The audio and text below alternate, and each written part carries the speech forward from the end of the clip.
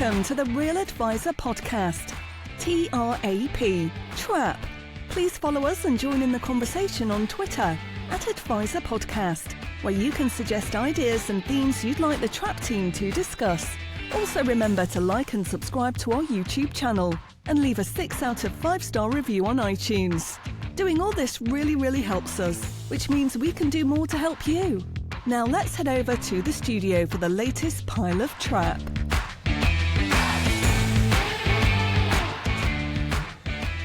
Yes, indeed, dear Trappists. Welcome back to what many people are calling episode 34 of the Real Advisor Podcast, TRAP, TRAP. My name is Lick Lincoln, and joining me as ever are the three other horsemen of the apocalypse. Carl the Voice Widger, Andy Ultra Heart, and Alan the Storyteller Smith. Now, gentlemen, we have a show packed full of absolutely nothing. So let's start unpacking it straight away with some high energy reviews read by my good friend, Mr. Andrew Hart. Already talking over me, and what are we now? Yeah, 13 seconds in. Brilliant. Crack on. Yeah. Why change a good old habit? So the first review is from Marcus Australia. I believe he's from Australia, entitled Great UK Banter, 5 stars. As an advisor in Australia, this would have to be my favourite financial planning podcast to listen to by far. It's a ritual listening to it as soon as the episode breaks. It makes me chuckle away at the Irish UK banter, but also teaches valuable lessons throughout from 4 very experienced and varied advisors. Would recommend to any financial planner or really to any person who needs a good laugh. Thank you very much, Marcus, all the way from down under. Next up is from Paul at Navigate, Northern Irish Advisor, entitled Informative, Straight Talking and Good Crack. 5 stars. I've listened to every episode and taken something from each one, whether it's a book recommendation, new tech solution, or a turn of phrase to help with clients. All brilliant. It's like a fortnightly check-in to all things relevant in the financial planning world. Keep up the great work, guys. Thank you. Back to you, boss. Great stuff. Thank you, Trappists, for the reviews. They do mean an awful lot. And as ever, if you could put your real names in the reviews, if you'd like to do that, that would be great, because then we know who you are.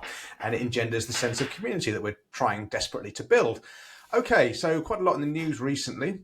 And we'll start off with a couple of sad events. I'll just quickly mention the passing of Bill Vasilieff. We lost Ian Taylor last year, the sort of driving force behind Transact. And Bill Vasilieff was another titan in the platform field. He did Celestia at the turn of the century, and that acquired Scandia and was bought by Old Mutual, and then he started Novia. So I didn't use any of his products, but I know people that worked for him, and I know IFAs that used his platforms, and he apparently seemed to be a very good egg. So rest in peace, Bill Vasilieff. And an even bigger titan in the world of finance and investing, past Mr. Hart. Yes, so Charlie Munger, who is Warren Buffett's sort of confidant, right-hand man, left-hand man, depending on how you're viewing him. Anyway, his date of birth was the 1st of January, 1924. So he would have been 100 on the 1st of January, 2024. So he died at 99. Very wise individual, shared a lot of sort of mental models with the world. And my favourite Charlie Munger quote is, "The first 100K is a bitch." That's it. Back to you. Any comments? No, I shall. I'll double down on the Charlie Munger passing in the culture corner, because I've got something of interest in there on that from the late Mr. Munger. Andy had a very good interview recently with our pal Lee Robertson. Yes, it was the first interview I've done for Octo members. I've been aware of Octo members for a while. I think Alan did an average interview a couple of years ago, so it was my turn on the mic. I think it was about half an hour, 40 minutes, just discussing sort of what I'm up to and a couple of other things. So yeah, check it out. Octo members, I think you've got to download the app. It's mainly app based, or sometimes you can look at it on the desktop. And again, Lee Robertson's a good friend of all of us on the call. So yeah, check it out. That's it. Back to you, Nick. Great stuff. Yeah, I watched it on the desktop version. But you do have to log in and set up your profile to be able to access Octo members. Now, Widger, you had this unique idea. How's it going? The Irish Ideas Exchange, yeah. It was the phrase, the icebreaker was coined by Jane McAleese. I think that was a perfect way to describe it, because we actually gathered in a pub in Dublin, and I won't say we did no work, because we did talk about financial planning a bit in our various businesses. Absolute shambles. Yeah, but it was, do you know what? It was a lot of fun. So 12 people, 12 hardy souls on a dirty evening in Dublin turned up. And it was great because there was a mix of, like, you know, people who are part of bigger firms, people who are total solos, and then people who have kind of smaller teams. So what we've agreed anyway is that, yes, there is possibly something here. So we're going to meet up in the new year over coffee and maybe kind of set an agenda and that kind of stuff. So whilst there was 12 there, I think there's 4 or maybe even 5 have since dropped me a mail to say, look, couldn't make it, or a text, but love to be involved. So look, I think there's something there. And there was lots of chat around, you know, how do we get, you know, the whole vibe of real financial planning out to the market, and, you know, is there something that we could do together? So that was kind of one of the main themes. And the other one was I suppose, generally speaking, people were having torture with the various providers, that the service levels were pretty poor. I've actually had an instance of really, really good service. I think we need to point that out as much as we need to point out the bad stuff as well. But yeah, Ideas Exchange Ireland kicked off with an icebreaker, and we look forward to meeting, hopefully maybe January at some stage, and I'll fill you in as to progress as we go. So yeah, good start. Great stuff. And Well done, Carl. Pioneering. It's funny. As I was saying to you guys before we started recording, I had a credit to Aviva. I did a pension switch recently. It took 3 working days from submitting the pension switch form to Transact to Aviva sending the money over. So yeah, excellent. More of that. Alan, you were saying. Well, just commenting, the UK Ideas Exchange meets at about 7:30 in the morning over breakfast in a hotel in central London. The Irish do it the right way. They meet at 6:30 at night in a pub. Probably a cheap. Well, look, I suppose, look, it was because I didn't know if there was going to be any appetite for this at all. So I think it was actually it was a good thing to do, because it's just much more relaxed over a few drinks. I should point out that I mentioned on, I think it was the last show, that if Consumer Duty came into Ireland, that 90% of the advisors would have to cease. And just to clarify on that point, because a few people went, I feel a backtrack coming here, my friend. Go on. That was it's a point of clarification. The context around me saying that was Alan had mentioned that in the Consumer Duty, it says that all IFAs in the UK have to do cash flow modelling. So that was the context behind it.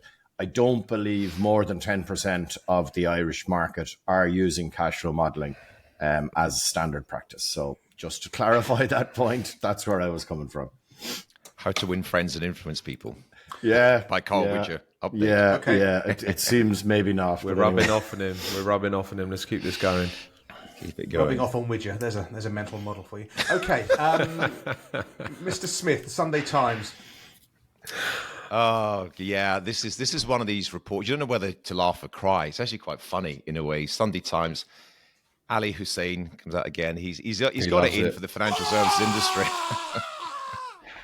But this one is quite interesting. And it refers to, Carl, you'd be aware that in the UK for a while now, companies, certainly investment managers, have been expected to complete value assessment reports and publish them, put them prominently and publicly on their websites, and give access to them and give information to customers and clients so they can identify. And they've got to have assessed it themselves to identify whether it's value for money. And I'm just going to refer to the article here when it talks about this. They go through a whole range of big sort of fund groups and asset managers. Then just to pick on one, it's the first one of a number that they've analysed. And so it's Lloyd's Investment Management, which in turn own a lot of investment companies, including Scottish Widows. Scottish Widows, Scottish Halifax, etc. So on the Scottish Widows website, you must first click the Personal tab, then scroll right to the bottom of the page to Fund Centre. You then scroll down to Fund Charges and Changes, and then scroll to OIC, Open-Ended Investment Company, and ISA Fund Documents. You then click through to the value reports for Halifax and Scottish Widows Fund, but you'll need to go to read their own markings. You'll then need to go to page 19 and click on individual funds to get a summary. then of the Scottish Widows funds, 32 of the 36 analysed had a red, i.e. poor rating for performance. 23 of the 31 funds were rated red for performance. So the Halifax range, 23 of the 31 funds, in other words, the vast majority were rated red. In other words, terrible. And just the funny thing is, in the report, Sophie O'Connor, sounds Irish, Sophie O'Connor, the head of the board of Scottish Widows Unit Trust Managers, said, this is a classic quote, investment decisions have contributed to further underperformance relative to the market. Investment decisions have contributed. No shit. No shit, Sophie. Not fees, yeah. Yeah, there we go. So it's interesting. It's all being sort of flushed out and developed. And, it is now obviously a regulatory expectation. It is coming to advisors as well. We're expected to begin to do these things ourselves and create these value assessments. But it's amazing that the funds groups are being kind of somewhat exposed. And the last part I'm going to say on this, somebody called me out in the past recently for saying, why do you mention these negative things? You should just be promoting the positive in our industry. And I don't agree with that. I think we are all trying to this is about better outcomes for our clients. And, there are parts of our industry which are not top performing. They're not great. They're not delivering great value for money for customers.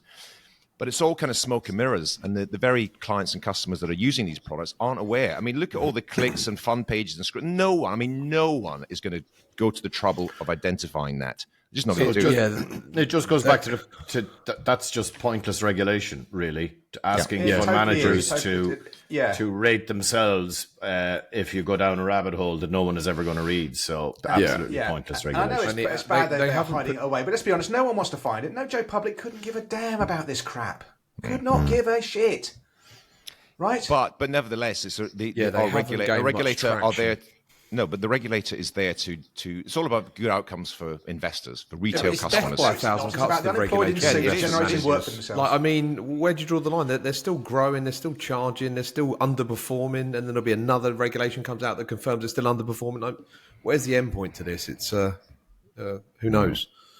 And also, in an efficient market, half the people in it are going to underperform all the time, and that's just the way it goes. Sure. So, right. Awesome statement. I'll mention it because it happened. As far as I can tell, gents, and we'll quickly be on this one. I don't think there was much in it. There's some pension stuff coming in that makes it seems quite complicated. Pension simplification. I know it's a cliche, but that seems so long ago. But there's nothing else in the awesome statement really. I imagine all the big tax bungs will come in the spring budget as we've got an election looming sometime between now and January 2025. Okay. Oh yes, Alan, your latest magpie moment with AI, facial recognition. Yeah, it's been a couple of episodes since you mentioned it, but yeah, this is what I'm going to say that parts of the AI revolution may have still work to do. I was contacted a little while ago by a company. I won't mention the name right now because it's a work in progress, to be fair. And what they've done, they've built an AI-enabled tool based on facial recognition. So if you send a photograph, then it's What's this got to do with financial planning, as you said to me last week when I was talking about something totally unrelated? I mean, some rubbish company does some rubbish service and you're talking about it. All right, fine. It's to do with listeners' times. You're such a clown. You really are. God. It's to do with it's built by it's a fintech company that's built it to help advisors give more focused advice to their clients based upon risk assessment, behavioral analytics, number of different things. It's spot on relevant for financial planners. However, the tool itself doesn't really work because I sent them the photograph of all of us actually. So I'll give you a couple of bits of feedback based on the photograph of Nick Lincoln. Nick comes in one of the top percentile for agreeableness. This individual likely excels in teamwork and collaboration. They're empathetic, cooperative, and tend to prioritize harmony in a group. That's it. AI is broken. We can announce that now. Broke AI. Carl Widger, he comes at 0th percentile of extroversion. Bullshit. Of extroversion. Lowest percentile in extroversion represents a strong inclination towards introversion. They're likely reserved, preferring solitary activities over social interactions and finding energy and focus in solitude. That's true. Why do you giggle when you're reading that out, Alan? Because I see you as quite extroverted. Wrong on every point. And on it goes. I mean, I won't even mention what it says about Andy Hart. It's actually probably accurate about Andy Hart, but there's still work to do on the AI-enabled tools to help financial planners. Right, when they crack it and it's useful for financial advisors, maybe we'll revisit that point. But yeah, thank you. Okay, so we all know the name. Well, you might not, Carl, but certainly the name Paul Lewis is in the UK financial journalism world. Yeah, okay, he's that big that he's gone over the Irish Sea. He's a massive figure, has been for decades in the UK. His Money Box show for the BBC and just writing various columns and blogs for years and years and years. And he was interviewed recently in the Daily Mail, and there's a link to it in the so-called show notes, where he gave his investment philosophies. And why is this important? Well, this guy is massively influential. And the way he invests, I'm going to quickly quote from the article. The question was, do you invest directly in the stock market? And Mr. Lewis said, no, my pension is all in cash and has been for about a decade. I actively manage my cash. So every year I look where my cash is, find the best 1-year bond and move my cash there. Blah, blah, blah, blah, blah. There is no investment anywhere that will earn me 6.2%, which is what he says he's getting at the minute. I don't know where he gets that. I mean, he mentions the product in the interview, but I can't find it online. And my capital isn't at risk, Mr. Lewis is saying. Well, this is old canard, isn't it, of the understanding what the real risk is. Final paragraph. Many people have seen the value of their pensions fall by 20% in the past year. Well, only if they're all invested in long-dated gilts, but never mind. Mine hasn't. It's grown. People also worry about the impact of inflation on cash. No shit, Sherlock. But inflation affects the value of investments just as much as it impacts cash. Well, of course it does. No one ever said it didn't. But what you want are investments that can bloody knock inflation into a cocked hat and maybe return something over inflation. I did an analysis a few years ago and found that in the very long term, over 20 years, tracker funds will beat cash. There's a guarantee from Mr. Lewis. They will beat cash. But over shorter periods, they often won't. End quote. There's so much in there that's wrong. Tracker funds, we don't know if they'll beat cash over any period. We never get to say that. We can't guarantee it. Historically, they have done, and they may well do so going forward. But we never guarantee it. But we're not an advisor like Mr. Lewis, are we? And over shorter periods, you need to be in cash. Well, pension funds are invested for 30, 40, 50 years. You're going to pass them down to your children in the UK, and they're going to pass them down to their children, theoretically. What a load of rubbish. And this is a guy who is extremely influential. So whenever he pens a piece, you've got to understand where people are coming from and the context of their minds when they write stuff and when they put content out. And you can just see there. He also slags off buy-to-let investors, not because property is a bad investment, but because you're keeping people away from owning property and, people having to work half the week to put money in your pocket as a buy-to-let landlord. How can you live with that? So, yeah. Any views on that? Should we move on? I think it's impressive that you were able to review every single sentence that he made, not just the article in total. So you found error in each sentence. Yeah, load of absolute rubbish. And it is disconcerting when you see people who are, as you say, influential. I mean, that's the age of social media, isn't it? Some people who are, inverted commas, influential say crazy things, and then that seems to be the standard or the norm. It's, our work is not yet done. He is a huge consumer champion in the UK. So he has done a lot of good work just to sort of balance him out as a person. But yeah, his article is obviously confirming he's an investing illiterate, which is great. I love it when people publicly confirm they're an investing illiterate. I'm sort of all for that. But yeah, back to you, boss. Yeah, and there must be thousands and thousands of customers and sort of DIY, no help investors who will follow him and follow exactly that and sit in cash. Maybe that's 30 years of investment. That's the point assumption. That's an assumption. That's an assumption. Yeah, it is, but I think that's a decent assumption to make. And yes, he comes from a good place. I have no doubt about that. But just to be so catastrophically wrong about something so important. Okay, I don't know who put this in the so-called show notes because I haven't initial dip. OpenSea NFT platform. I put it in. There's just a point of. Back to the story of investing what's always worked. There's no doubt that digital content, digital art, there is some sort of future. But as you remember, a couple of years ago, certain people piled into the concept of NFTs. OpenSea is the biggest platform by far for these digital arts. What was one sold for? $64 million. Remember Beeple a couple of years ago? Yeah, and it was loads and loads of stuff. I mean, it was just something that was on the down at 99%. In other words, close to worthless. And people have, it's from the sublime to the ridiculous. You've got Paul Lewis saying just put it completely in cash. And you've got others who are investing their savings in things like NFTs, for example, both are suboptimal outcomes, shall we say. So another reminder to stick to what's always worked. I could never get my head around that NFT thing and the digital art. And you just made a comment there, Alan. You think there is some kind of a future for digital art? Like, yeah.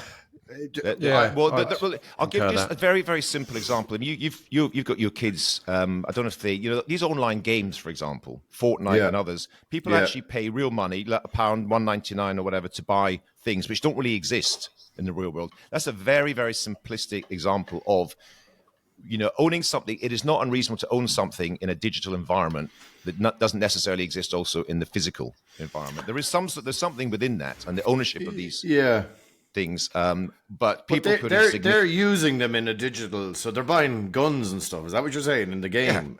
Yeah. And but like to buy digital art, cars. What's the difference if I own something, one of these crypto punks or monkeys or whatever they were?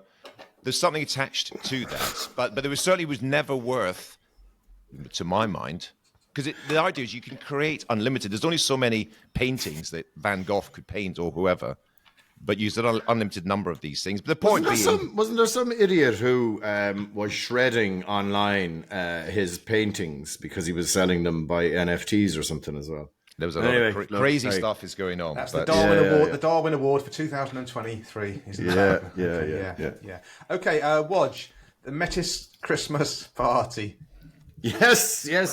So we're recording this before Thursday, but on Thursday when this goes out, the Metis team gathers in Dublin for our annual Christmas party. Now, what we decided to do this year was to try and give back via our Christmas party. So we've taken 2 tables at the Cleaners Foundation Christmas Ball. So all of the money that we've paid for our 2 tables is going to Cleaners Foundation, which is a charity to help families who have very sick kids. So it's a great charity. I've probably spoken here about them before. I support them an awful lot. I think they do unbelievable and kind of in the background work. So it's probably too late to bring it up this year, but maybe it's an idea. Is there a way of supporting a charity via your Christmas party? It's not to say we're not going to have a load of drinks and have a great time and probably have a load too many drinks and all that. We're still going to do our Christmas party. But instead of, just putting the money somewhere else, we're giving it to a charity. So, and they'll also see that I was deeply uncomfortable with the content of some of today's podcast, owing to the Irish versus UK cultural differences.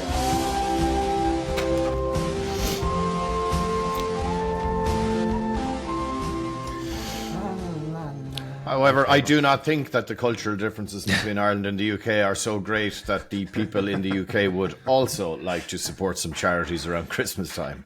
Hence, I brought it up. But anyway, no, I think that makes a lot of sense. I think it's a great idea, Carl, because the day when this podcast comes out, my team and I will be indulging in cocktail making. We're all going in some organization that teaches you how to make all these weird and wonderful alcoholic and non-alcoholic cocktails. So we're gonna have a lot of fun doing that. And then we're going for lunch and dinner or whatever we're doing, getting the team together. But it's a nice idea to go and do that somewhere where it's supporting people who haven't had quite such a good time in recent months or years. So good shout, Carl. Well done.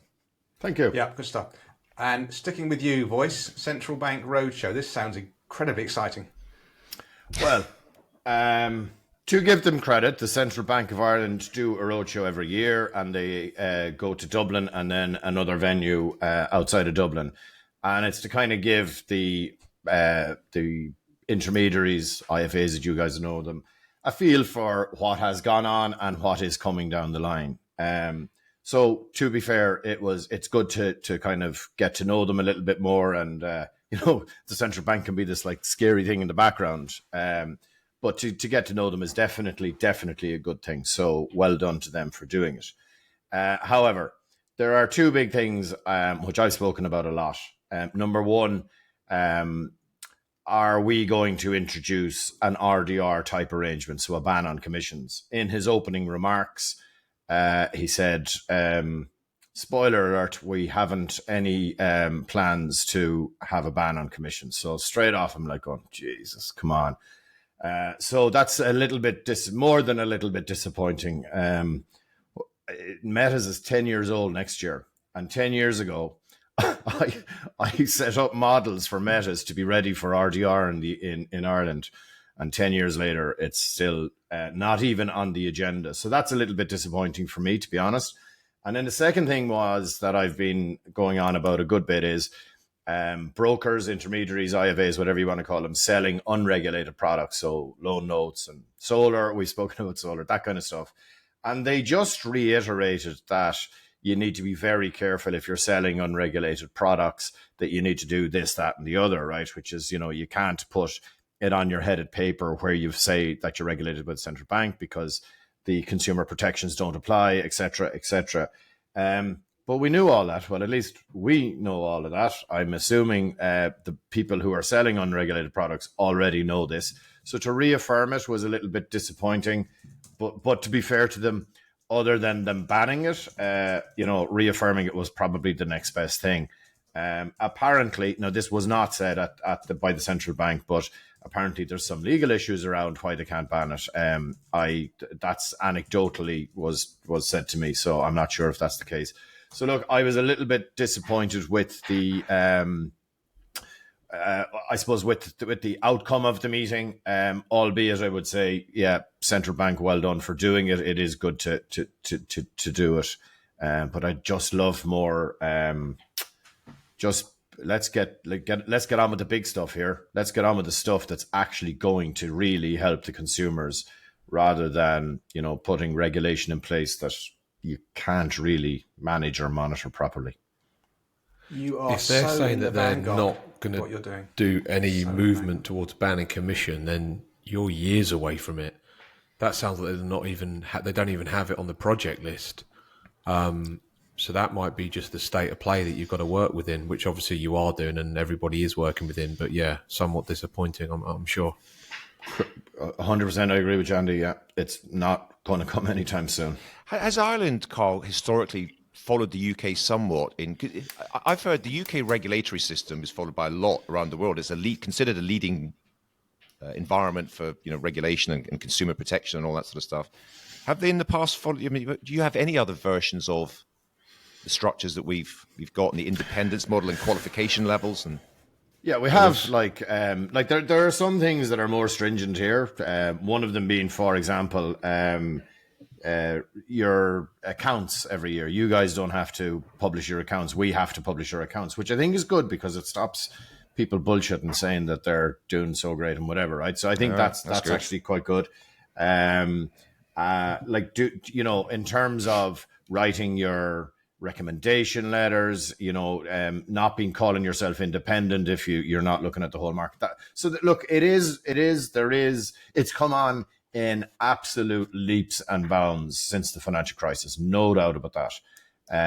But it's at the same time, it's there's just some things that I think if we're everything has to be around the consumer here, and look, I met an accountant, managing partner of a pretty large accountancy practice within the last 2 weeks, and he made one statement to me, and it just rang so true. He said, "Why does every financial advisor I know drive a Range Rover?" And that comment's probably going to piss a whole load of people off. But the reason is that there's very high commissions still being paid out, and people are, churning pension funds from one provider to the next. And, the providers have to stand up and answer this question. Why are you pissed off when business leaves you, and then you'll leak it out that the persistency rate for XYZ brokerage is very poor? On the same time, ABC brokerage will approach you and say, "Can you give me a deal of a load of business I'm going to transfer from the other provider over there?" So you can't talk out of both sides of your mouth. It has to be, good on both sides. And one thing that I've often said is, failing that we're not going to bring in RDR.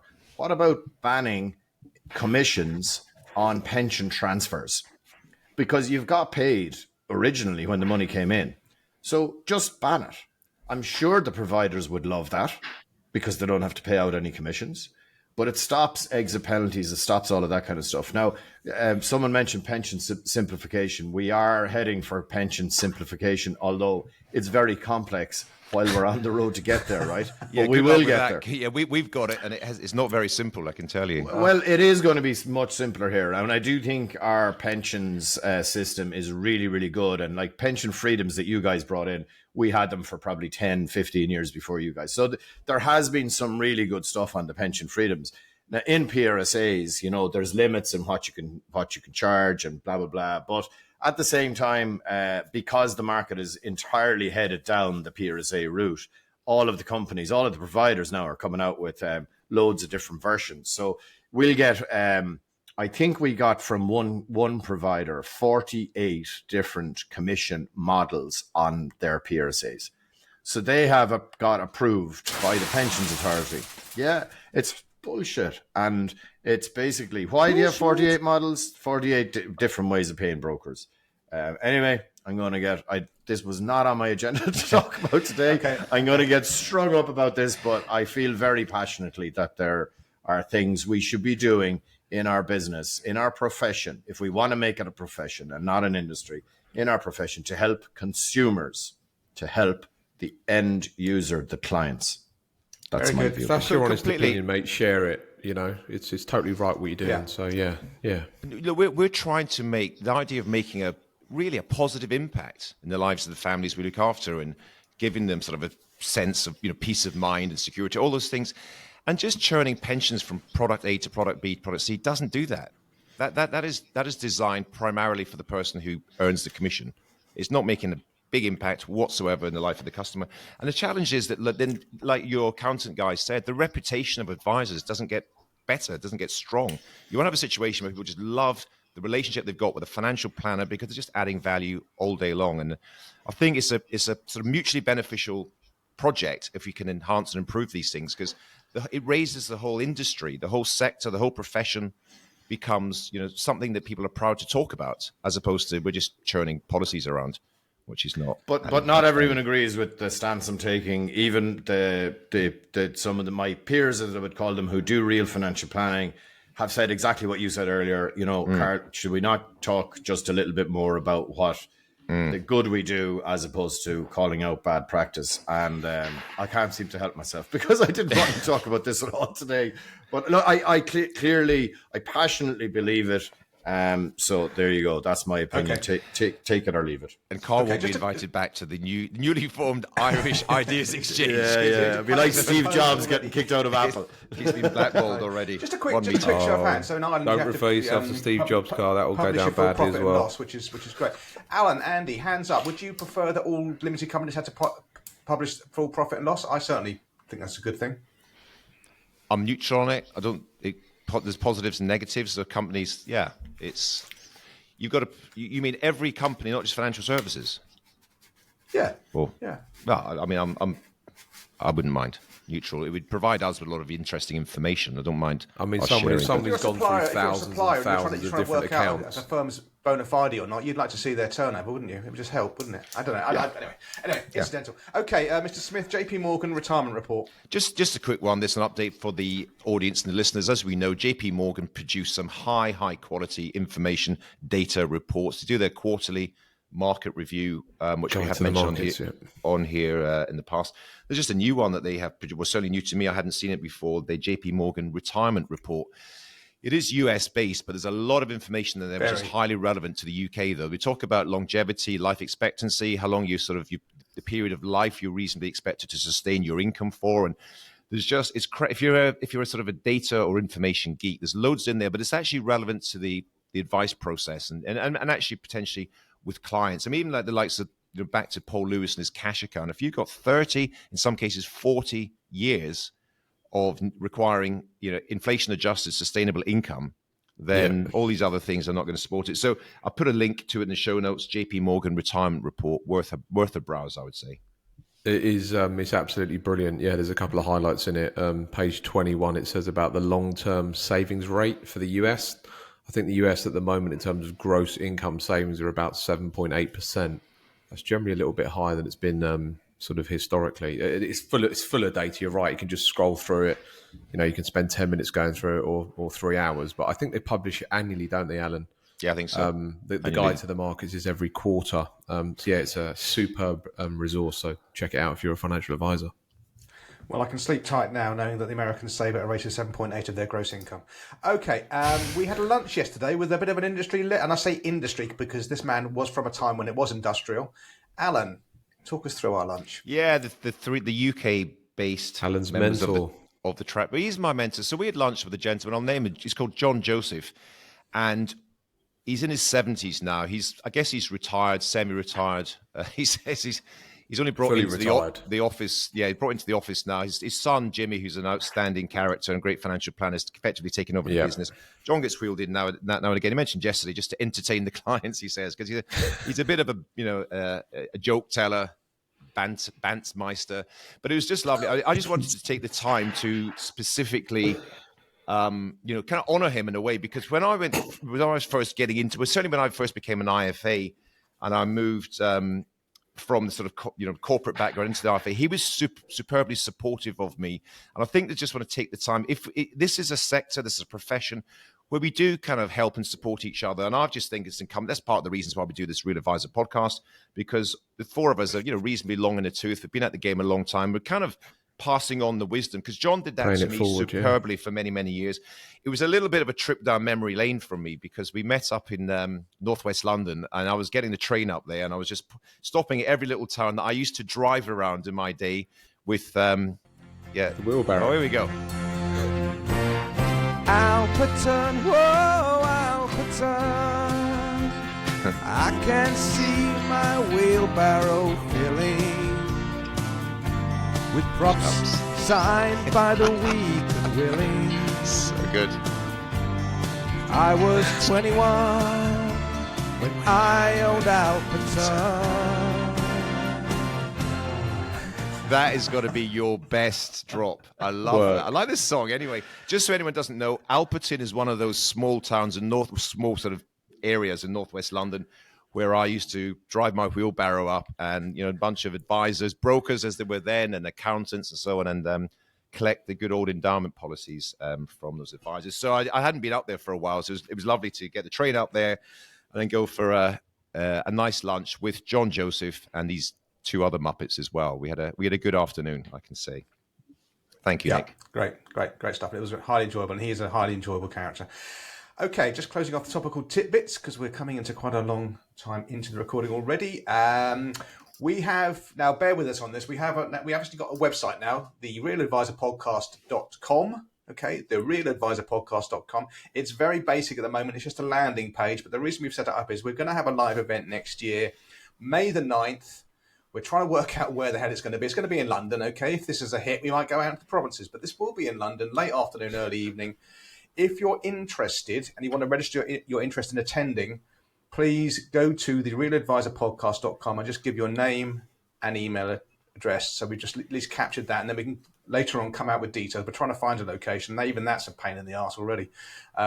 So that it will be a paid-for event. We'll need to work out what the costings are going to be and what the venue hire is before we can confirm that. But you will be shelling out for this. But hopefully you'll agree that you're going to get value from it the same way you got lots of value from us for nothing over the previous 33 episodes. So there we go on that one. That's channeling my inner voice there. My inner voice. Lick's all about the money. Yeah. Is the website any good? I actually haven't looked at it yet. No, it's basic. It's extremely basic. But Carl, I'll have a look at yours when we're done. Okay. So you can knock one up this afternoon, Carl. We'll compare and contrast.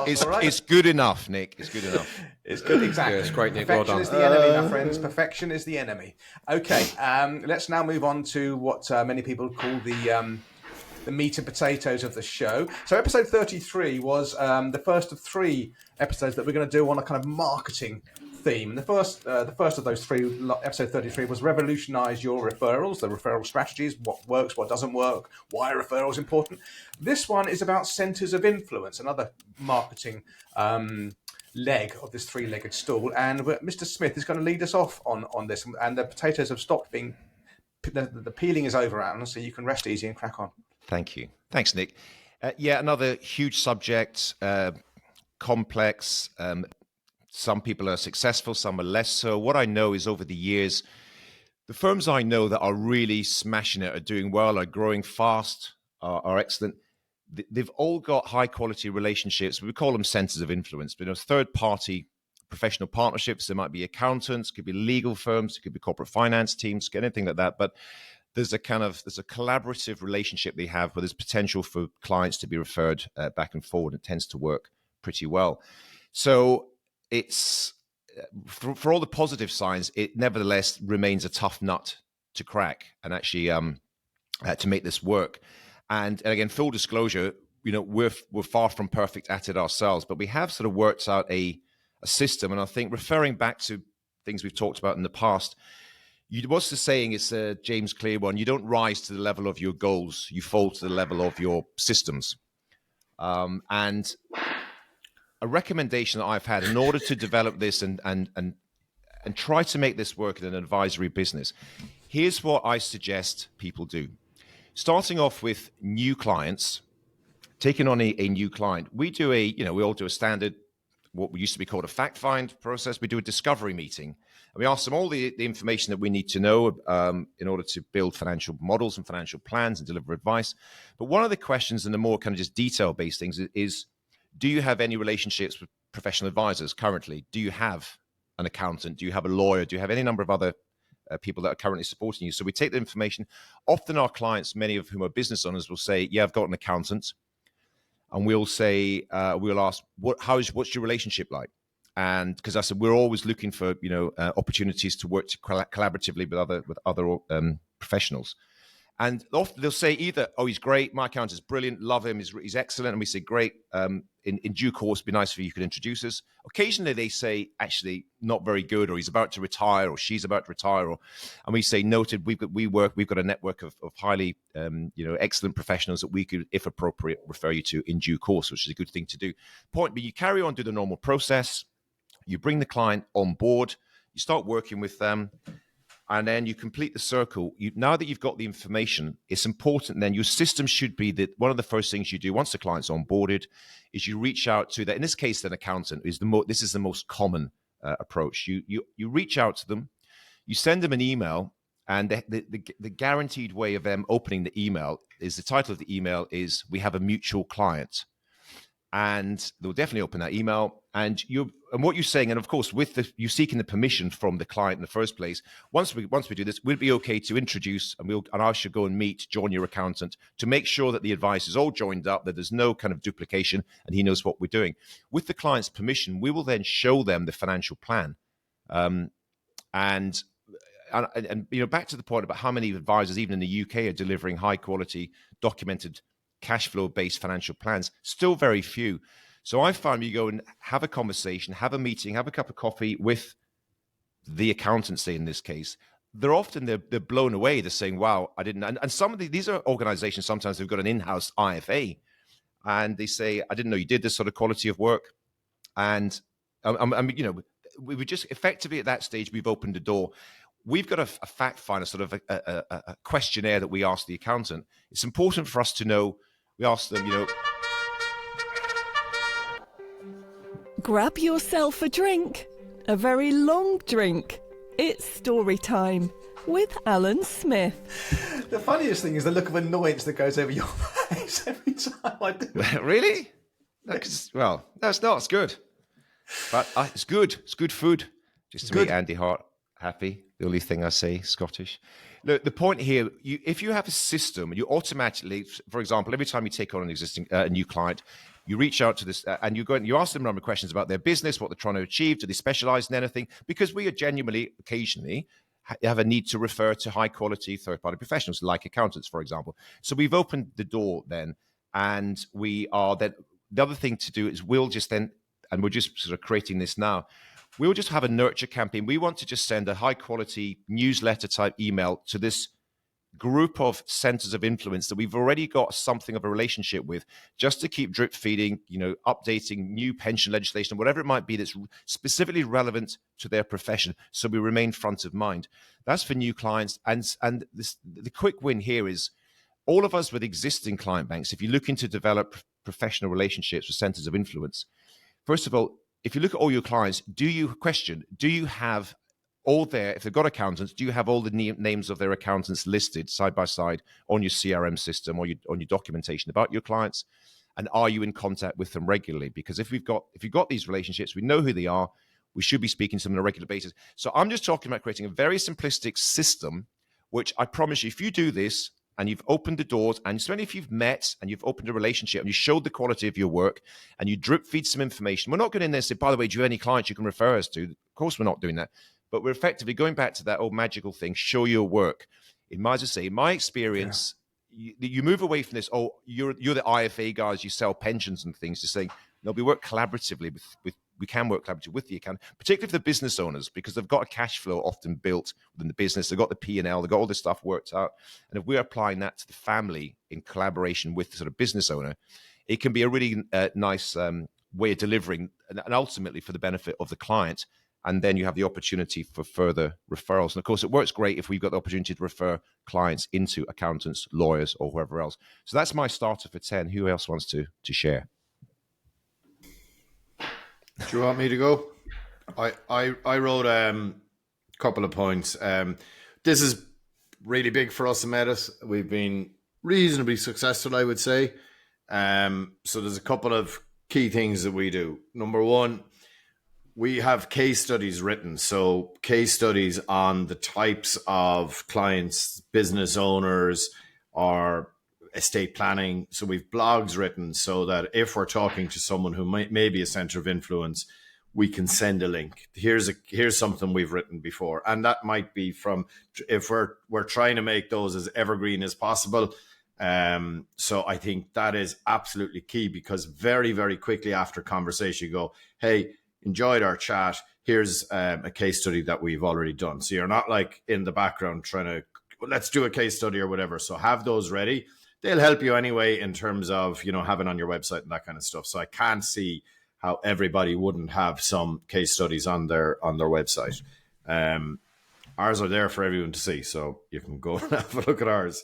I would say that every advisor, every client-facing advisor, private client managers, we call them, should have no more than 3, so 2 to 3 centers of influence. So don't try and spread yourself too thin, because you won't be able to give kind of dedicated service and the good feels and the good vibes to more than that. So try and limit yourself to identifying, maybe 4 or 5, and then trying to actually get to do some work with 2 or 3. We've often gone in and done a plan for the managing partner of an accountancy practice. We're in the middle of doing that for a very big accountancy practice. We're doing plans for the partners. That's what we said. We'll just let us just show you exactly what we do. We'll take you individually and we'll bring you through the planning process. Like start to finish, like we're going to do business. And there's no pressure. If you have other relationships built up, that's absolutely fine. You do not have to do any business with us.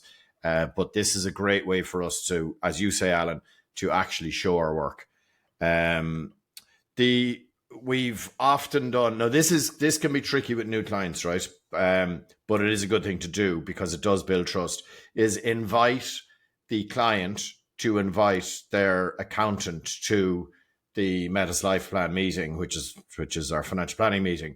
Now, it can stunt though the goals, dreams, and aspirations talk, because clients in our experience tend not to want to have those discussions in front of their accountant because they're private and they're, Sure. So what we've tended to do is let's do the Metis Life Plan meeting as we are with the husband and with the wife. And before we go implement, let's do it again to make sure you're comfortable, and let's bring your accountant in. And this is very valid, right? We don't want to be going off doing the perfect example. Let's absolutely load up your pension fund to 2 million quid when the accountant is thinking in his head, hold on, we need £1 million in the business for entrepreneur leave.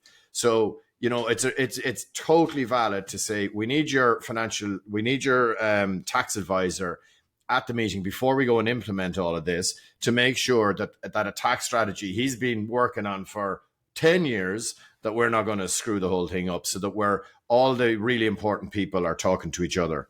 So that's worked really, really well for us. Now, I'm not talking about doing hundreds of these, by the way. Like, if everybody is looking to get 2 or 3 centres of influence, you might have 1 or 2 or 3 of these meetings a year. That's it. But we started this process with a few clients 5 or 6 years ago, and now the accountant tax advisor comes to every single meeting. So it's a bit of a faff trying to organize your diary for a couple and then their tax advisor. But it really works because the clients, right, go back to the who matters here. The clients feel like, wow, I've got great people around me here. I've 2 other things, Nick, but if you want to jump in there, the 2 others are very quick. You crack on, matey. Thank you. Okay, just the 2 others are events, and particularly for us, golf. So bringing people like to go to nice places, right? Let's call a spade a spade. So we've been used. That's the insight. That's the insight our trappists expect from you, Carl. That's private. Yeah, but like it's like don't overlook the simple wins. Yeah. So we're members in Mount Juliet, so we bring people to Mount Juliet, which is a lovely golf course in the southeast of Ireland, and that's been very effective for us. I would say, now one of my colleagues is different on this, but I never ever talk about work on a golf course, ever. Just have a bit of fun, have a bit of crack, and then I'll follow up with an email. Hey, can we have a coffee and maybe talk about a business? And then I mentioned when we're talking about client referrals in the last episode about little things, small things work, so that was buying gifts or whatever, right? Way back, this is possibly a little bit cringe, right? But personal tax deadline, middle of November, and accountants are all working until 8 or 9 o'clock at night. We ordered a load of pizzas and we sent them around to an accountant's office. Brilliant. And they loved it. And they loved it. Brilliant. And we still do business with them. So there you go. So look, they're just a couple of ideas, and I've kind of flown through all of them because, people will take. Some of them will be great for people and some of them will be absolute rubbish. So there you go. That's my take on centre of influence. Thank you for that. Thank you. Thanks, Anna, for your contribution as well.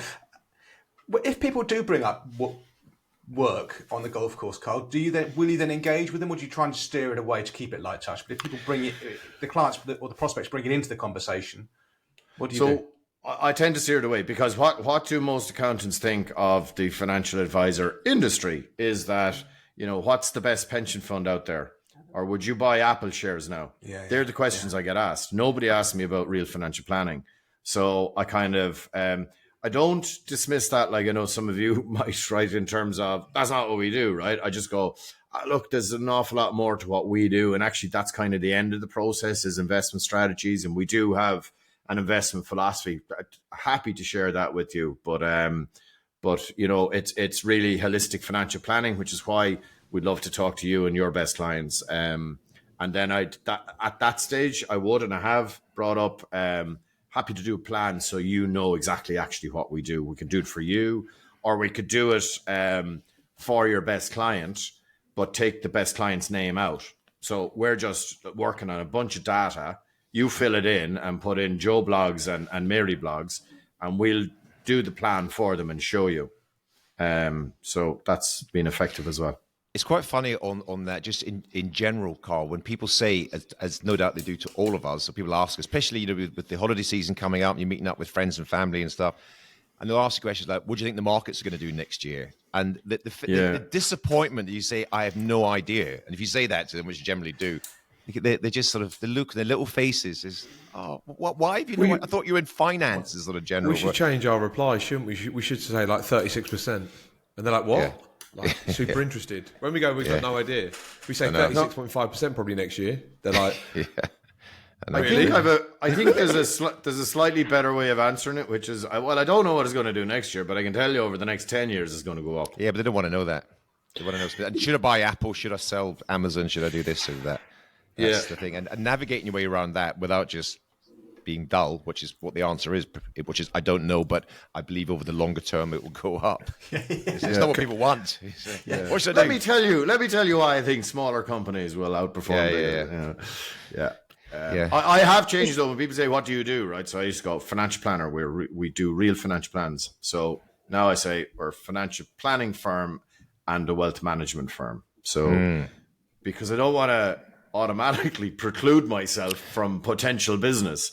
So that's a whole other subject. And I agree with you. It's meeting the client, potential client, or where their mind advisor. is. If you say investment advisor, financial life planner, I mean, I can tell I'll hold a story for another time. When I did exactly that in a big networking meeting, and everyone had thought it was a life coach, basically.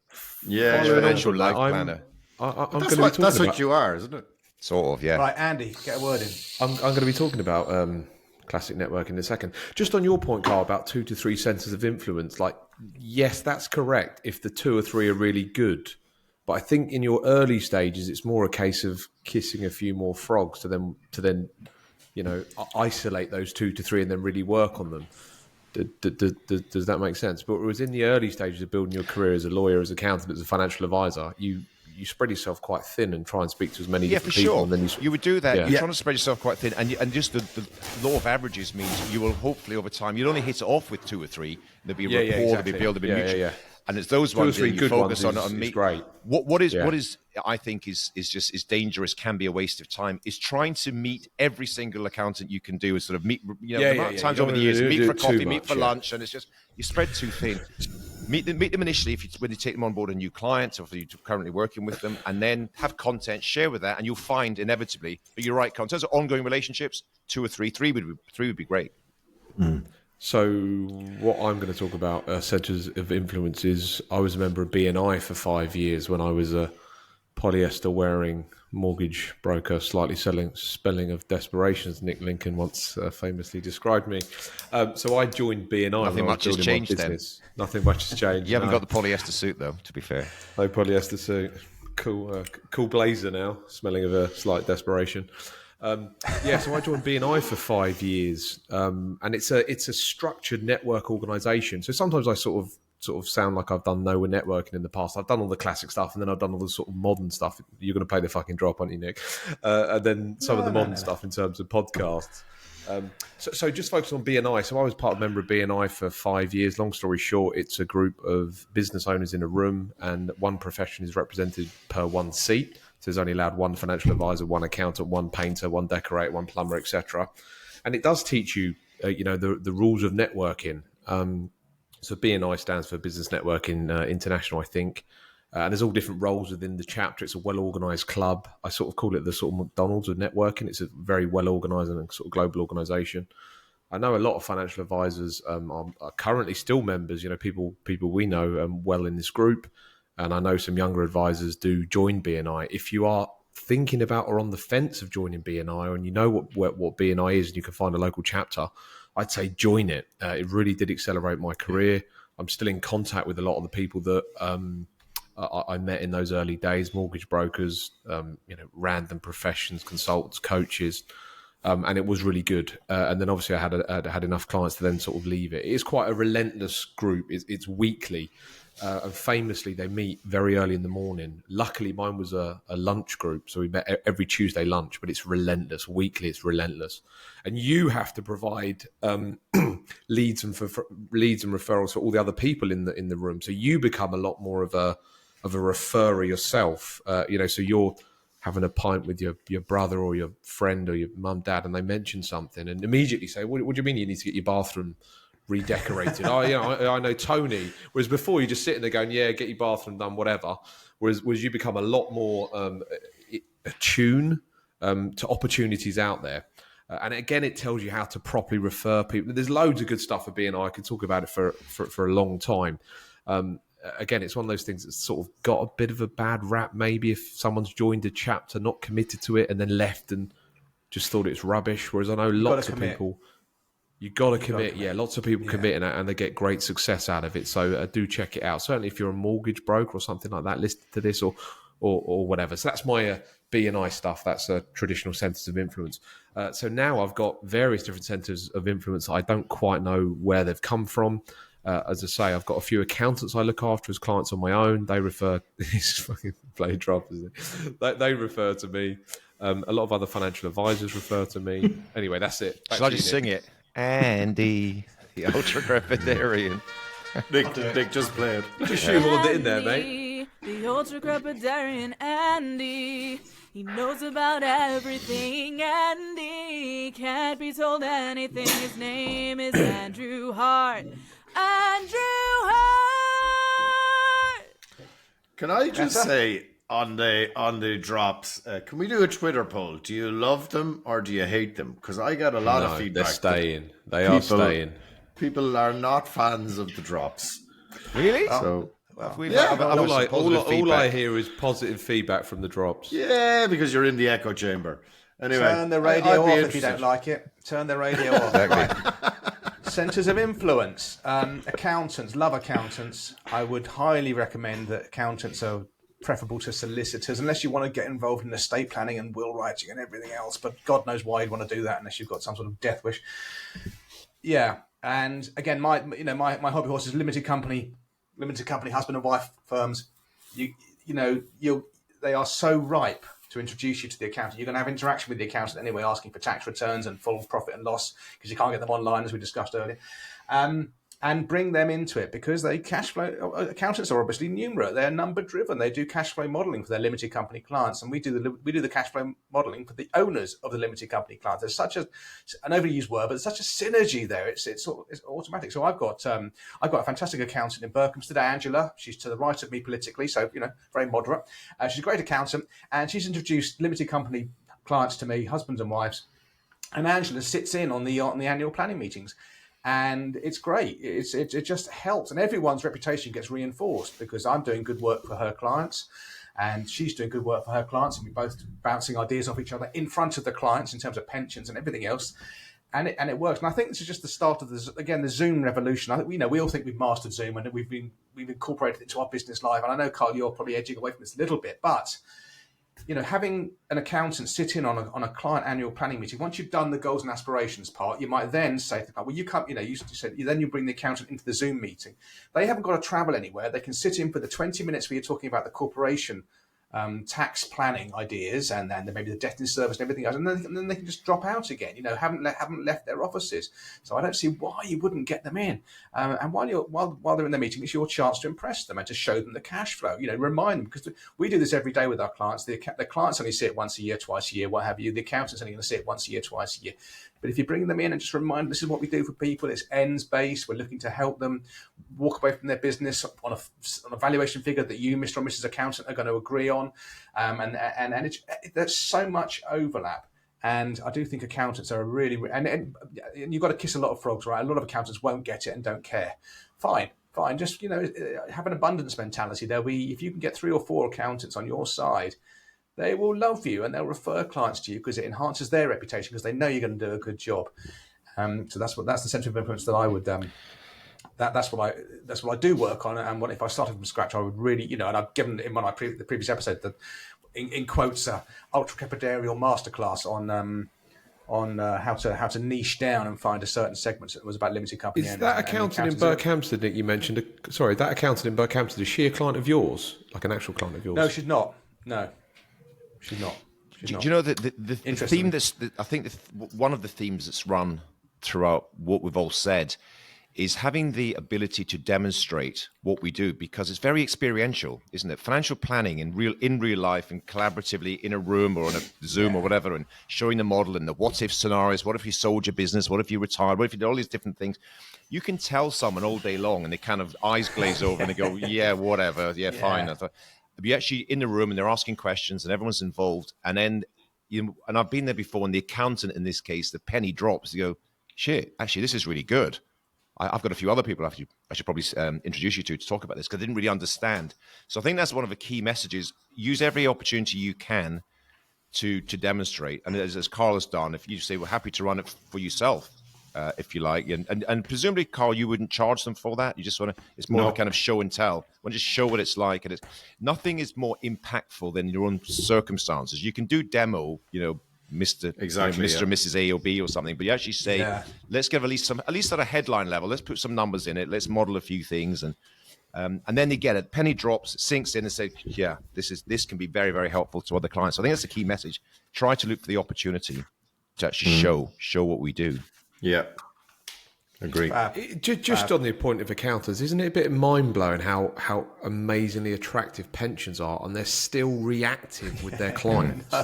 It's like, wouldn't you say, look, you paid a shed load of tax here, shed load of tax there. I wouldn't do any of that. Like, I don't know the exact answer, but please go and speak to a financial planner that I know really well. It's mind-blowing. They're losing their clients tens of thousands of pounds every year.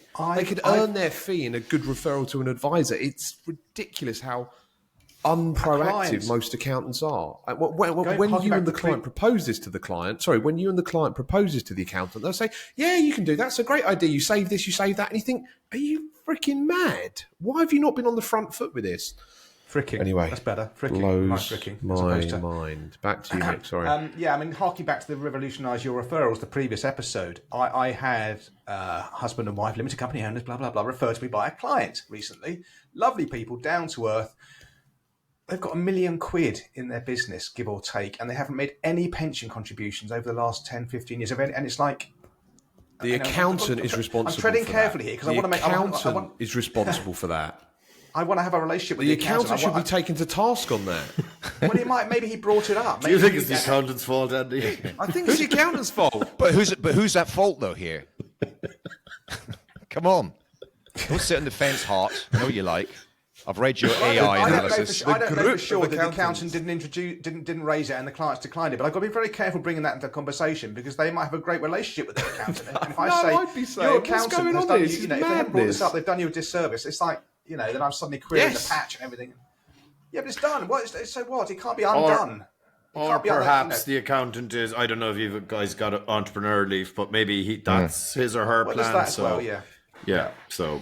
But I still, anyway. The corporation tax was savings. They could have made 80 grand a year between them, and now 120 grand a year. That would have wiped out their profit every year, and they pay no corporation tax. And they would have saved more money on the corp saving than the ER saving, Nick. Yeah. So, go ahead, Nick. I was just going to close, and we don't even know where ER. I mean, I know we shouldn't ever make policy on the hoof about what ifs, but there's no way that entrepreneurial relief is going to get more generous in the next year or so. Put it that way. Yeah. Yeah. Okay, guys, that's a really good update. So that it's funny how all interlinked. So the last episode was about referrals. Thanks for that, Carl. You can mute while you're suckling on your water bottle. This is going to go down well. This episode overlaps a lot with the previous episode about referrals because centres of influence will generate referrals for you, and I think we've just given that a damn good thrashing. And the next episode there's a third part to come in this series on marketing. Whether it's the next episode or not, I don't know because Christmas is coming up. But there will be one more on that. I'll be happy to move on, gents, to the next part of the show.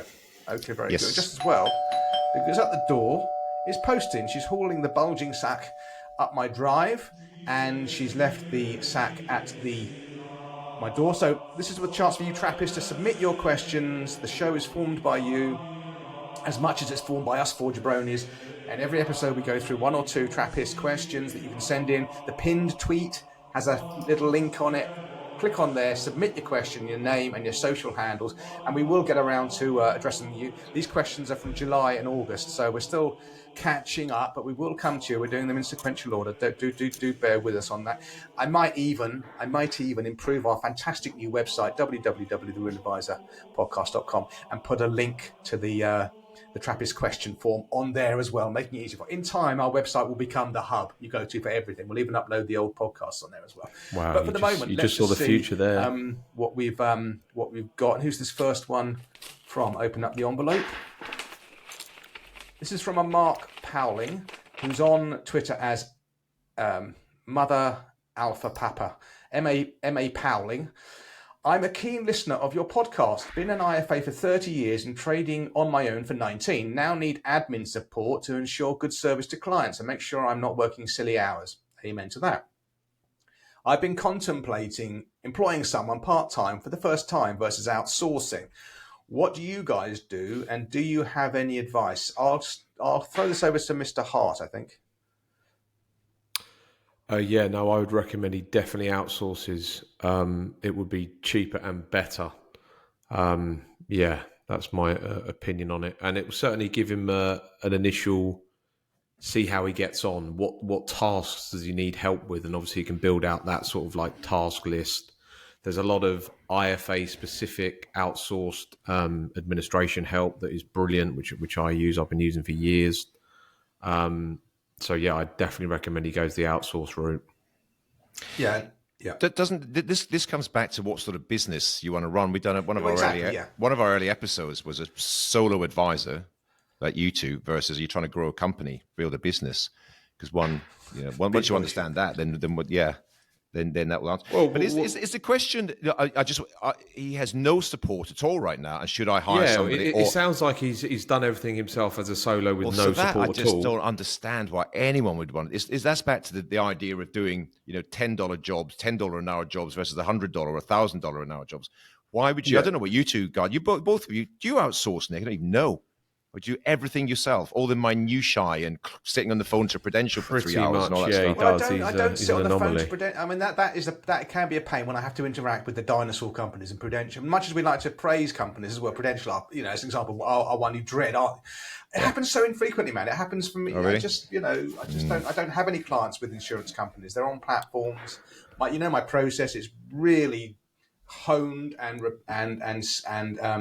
it's everybody gets the same experience for good or bad, and I follow a set process all the time, and it minimises the admin. You're right, Alan. We don't know. We're just interpreting from the question what type of business he's trying to grow and where he's come from. It's quite clear that it's come from a very, very small solo business, and he's on the journey. He's trading on his own for 19 years. So. In order it goes, it's like. First of all, I want to try and find a tech solution. So if I can find a tech solution, that's the answer. So for example, I'm not going to employ someone to do my diary management. I'm going to employ Calendly. So that's a tick. When I'm like, is there a tech solution? No, there's not. I need a human. Then I'm like, outsource. Then if there's not a decent outsource, then I'm in-source. That's my order. So it goes tech, outsource, then employee. I've got one employee and a team of 12 outsource. I'm happy with that, and I won't be changing that order around. I'll just be adding to the outsource, not the in-source. But everyone's trying to build different things and got different things going on. Okay, I think it's counterintuitive that if you have a bigger firm, then you're going to need to employ people. So, but certainly for smaller one-man band firms, I would echo Andy's point. So, we've given that a fair answering. Okie dokie. Yes. Thank you for the thumbs up there, Carl. Who is the next one from? This is from a Benjamin Mitchell, who's on Twitter or X as @TheMoneyScott. He's also on LinkedIn, and I'll put his details as well in the so-called show notes. Benjamin asks, "Hi guys, many thanks for sharing your wisdom on the show. As a new startup advisory firm, there's lots to think about, but the Trap podcast really helps to focus my attention. Good. My question is a tad technical, but always one that gets brushed under the carpet in our industry. You mean profession, Ben, and we'll give you one. That's your one. Everyone's favourite topic of VAT. How have you guys approached the charging of VAT in your own businesses? The argument goes that if you're implementing business, then it's not VATable. But even if that's a grey area, thoughts and opinions welcomed, and keep up the great podcast work." I'm going to go first to Mr. Smith on this one. Yeah, interesting. It does get brought up from time to time, particularly as the evolution or the revolution continues towards financial planning.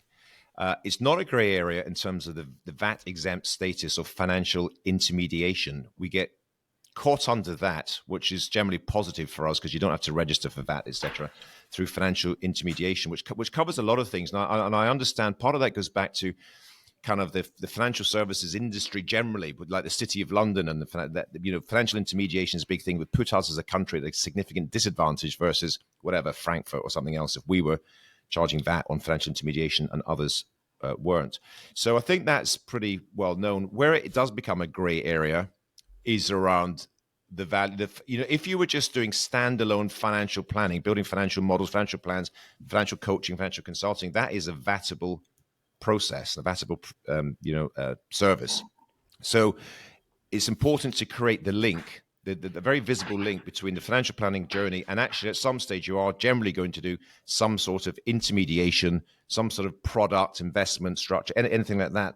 And if anyone's in any doubt, another friend of the podcast called Jason Butler, who was an advisor, ran a fantastic firm for many years. He's now off doing many other things.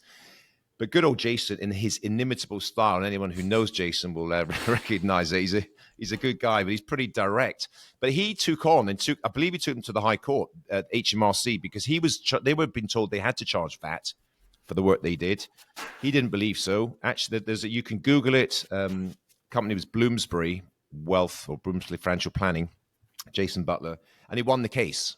He won the case doing what largely, I think that's when you've got these legal precedents that exist, unless some new case comes up, you can always cite them and say, we're doing pretty much the same as what this company was, where there was a high court ruling that said this process is not vatable. But I think you just need to just document it, just be clear. If you're doing the end-to-end thing, which does result in some sort of investment structure, some sort of retail investment product, I think you're pretty safe right now. What are your thoughts, Andy? Does JB listen to the show? Do you know that? No chance. My quick answer to that is get out of your own way, go and find some more clients, pay it no minds, move on next. Great. Carl, do you want to contribute anything? Deeply insightful as ever. I don't know what the VAT situation is in Ireland. Have you got something of value to add? That makes two of us.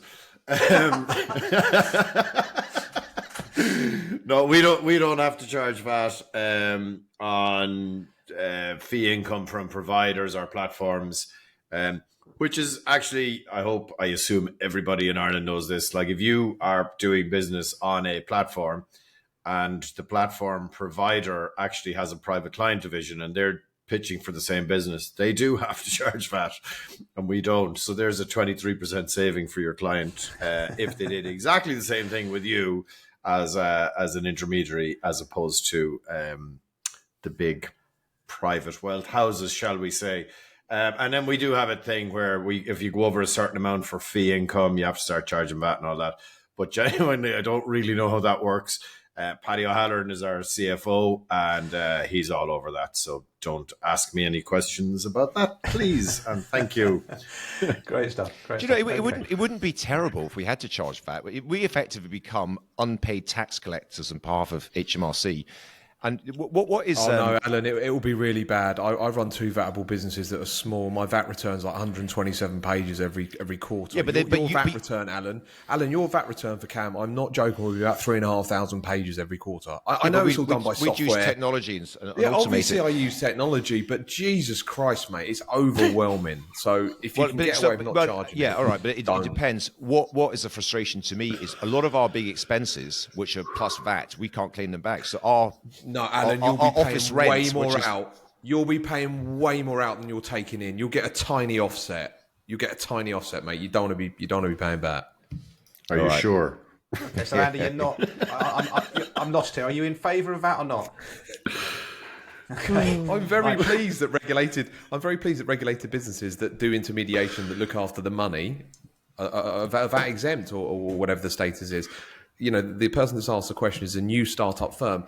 I'm pretty sure they're going to be a high-end vanilla firm. Just get on with it. Don't worry about the VAT, like none of us else are. Rather than register for VAT and then be able to offset against the vatable items you buy, how about getting rid of VAT? Okay, same end, right? Same goal, same done. Won't happen, will it? Political taxes in, never goes that away. Is a huge intake, you know. Yeah. Anyway. Right, we've answered two Trappist questions. So if you want to leave a Trappist question, dear Trappist, do click on the link in the pinned tweet, and at some stage do look at our website, which I might have mentioned, www.therealadvisorpodcast.com. Okay, I think we're well over the hour mark, so it's time to crack on with Culture Corner.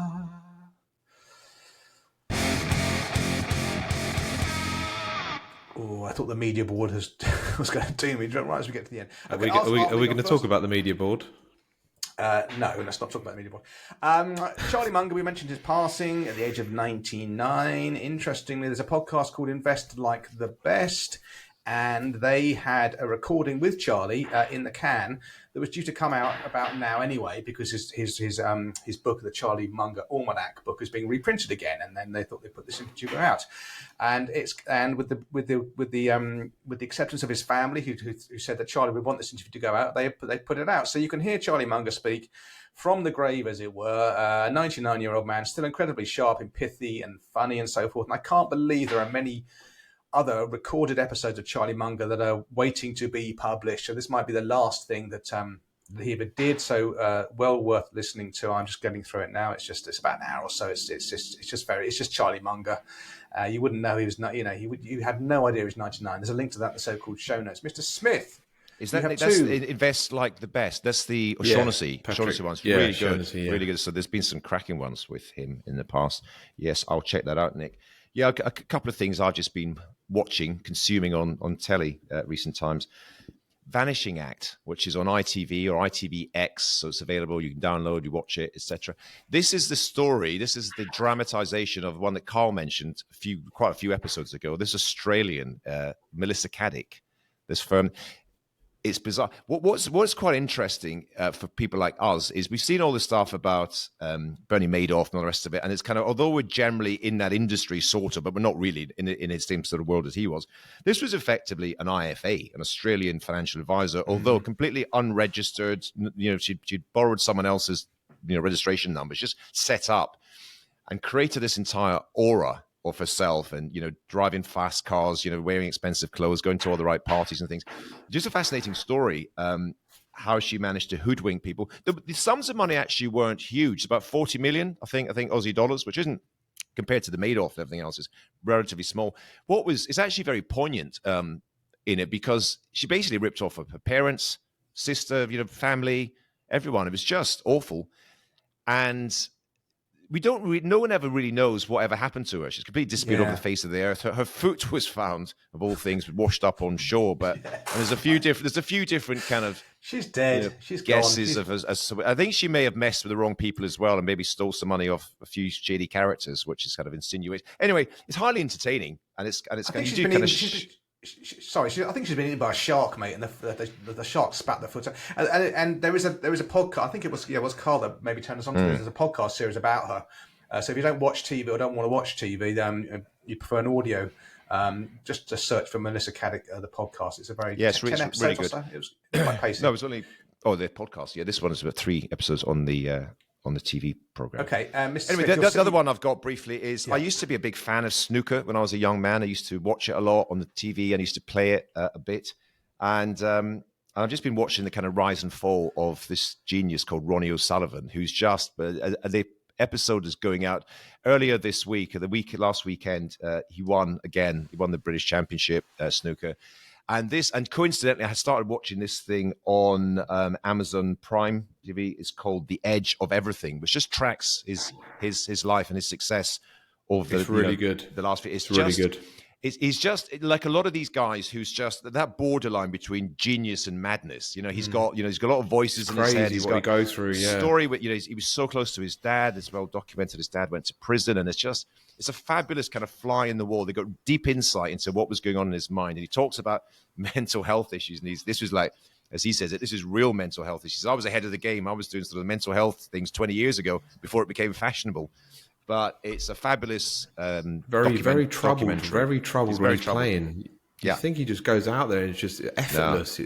It's a lot more going on. It's well worth watching. If you like anyone he's just a genius. He's the best ever at this. Anyone who's the best ever at a sport, it's worth just sort of watching how they've achieved their level of success. I recommend it. Thank you. Interesting. Okay, I should try and find the time to watch that. Great stuff. Wodge. What did I put in, Nick? Oh, Christ, the ETF story. Sorry to wake you up there, Carl. I actually struggled a little bit. I'm actually running on empty, I'll be honest, and looking forward to a little bit of a break at the end of this year. So I struggled for a Culture Corner piece, but I did listen to this is a Bloomberg series, short episodes on kind of the rise of the ETF following Black Monday in 1987. It's not great, I'll be honest. Right? Thanks for your culture. There's loads of Bloomberg. I haven't listened to it. There's loads of Bloomberg ads that are at the end of the episode, and then they're at the start of the next episode. I'm like, oh, just listen to that, like, just move on. But it is quite interesting in terms of where, the ETF, the spider came from, and that kind of stuff. So look, we should know this stuff, so it's easy listening for sure. Right, all right. Carl, I think it sounds like you need to go on a 3-day retreat by yourself on a country cottage or by the beach, and just a lad holiday. I saw how cranky it made you. I'm definitely not doing it. Yeah, why haven't you spoken about that, Alan? I mentioned it last time that I was going on. Yeah, but you've actually done it now. So how did it go? Was it successful? The planning. Well, I recommend it to everyone. It was wonderful. I had some headspace, time to think, go for long walks, reflect on my life, reflect on my friendship with you, and how I want to sit down by the fire. Had no fire. Send on it. cranky texts. For 3 days, leave your clothes there. Leave your clothes there. Shut up. I loved it. I recommend it to everyone. And that's why I can come up with good culture corner things, not nonsense that you just try to squeeze in that you think is actually rubbish. You went all the way to Kent to watch a really depressing documentary about Ronnie O'Sullivan and then leave your clothes there, come back and then go back and get your clothes the next day. Andy. That's it. You've got two items, Andy. I've got two items. Yeah, the first one is a podcast recommendation. It's a podcast called My First Million. I quite like it. And they've got a founder of a company that's called Tiny. And Tiny pitches themselves as a sort of internet version of Berkshire Hathaway. So they buy incredibly profitable businesses and they make them, hyper profitable by making some tweaks and stuff. So the founder, Andrew Wilkinson, talks about boring businesses. There's a lot of good insights I took from that episode. I think you listened to it as well, Alan. But if you're into sort of online scalable type businesses and different types of ways of thinking about business, it's got some superb insights in that episode. It's really good. It is a good one. I did listen to on your recommendation. The interesting thing about all these sort of podcasts is they're probably like this one. They're hit and miss. Some of them. My First Million. I mean, I find one of them. I find one of the hosts quite annoying, which is probably again like this one as well. But some of the episodes they do are really good, and that one was good because Andrew Wilkinson is a superstar in just business building and creation and value building and profit building. He's absolutely brilliant. And he's a listed company in Canada. Quite interesting. Yeah. He runs online businesses and he also runs a bakery.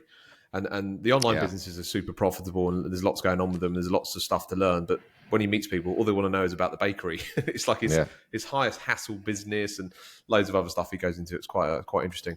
My next point is quite unrelated to financial services. This is sort of on the level of the Carlsbad and my IKEA wardrobe. But it's a superb film from Bill Nighy. It's called Living. Nighy, yeah. It's called Living. And it's on Amazon Prime, and it's just the most wonderfully filmed, cinematography I've seen of any film. There is a story to it because it's called Living. It's all about him getting some sort of bad illness. And it's all based around London, sort of 60, 70 years ago. So that's sort of the early time of commuting. It's got loads of just stories embedded into it, and people do say it's like the most beautiful film they've ever seen. So it's definitely worth checking it out. What's it got to do with financial services? What's it got to do? What's the relevance for the audience? Fuck all. I pitched it like that. I mean, you're just wasting everyone's time. It's got good human stories interweaved in it. It's an amazing film. I watched it. I've watched it a while ago. It's brilliant. It's lovely. It's very gentle. Great. It's a lovely film to watch at this time of year with your family or other. There's no big dramas. It's kind of slow moving. It's got tenuous beautiful. Connections. It's beautiful. Tenuous connections to what we do. Back to you, boss. None, but nice film. I'm looking forward to the film they're going to make about the guy who made AI faces that were shit, and then see if we can link that into financial services. By the way, that's 4 F-bombs, and I'm not doing any editing. Okay, listen, we're all running on fumes. I think now. I think that we're coming to an end of the episode 34, the second in our marketing masterclass series. Thank you for your time, dear Trappist. Please do like and subscribe to us on your podcast app of choice. Not like and subscribe, just subscribe to it. That way, every episode goes into your phone, bang, in the early hours of every Thursday morning. Please do that. And likewise with the YouTube channel, please like and subscribe to that as well. And do check out the new website, www.therealadvisorpodcast.com. I think that's pretty much about it, isn't it, guys? Yeah, I think we're done. So, Trappists, love you all. Take care. Adios from the Trap Pack, and we will speak to you on the other side. Goodbye. See you later. Goodbye. Bye-bye.